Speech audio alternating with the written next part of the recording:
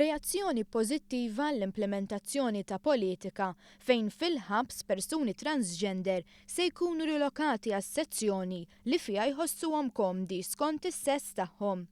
Tkellem dwar dan Neil Falzon, direttur tal-Aditus li fisem persuni trans saħansitra fetaħ kawża l-qorti.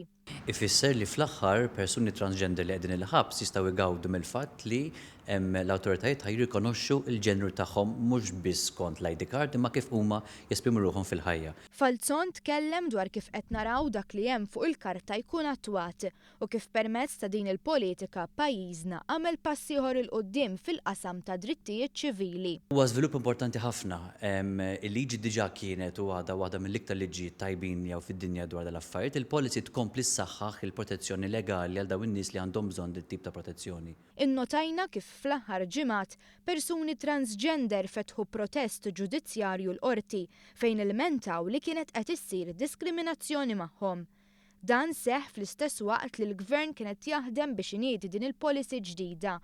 Neil Falzon qal li dan il-protest għadu miftuħ minħabba li skontu hemm aktar xi jsir. Il-każ għadu għaddej għax il-każ għandu fih ħafna talbiet fosthom li n-nisa trans li fetħu l-każ jiċċaqalqu għas-section tan-nisa imma wkoll hemm l-element li tul is-snin li l il-ħabs huma soffrew tbatija kbira minħabba d-deċiżjoni li ttieħdu mill-awtoritajiet.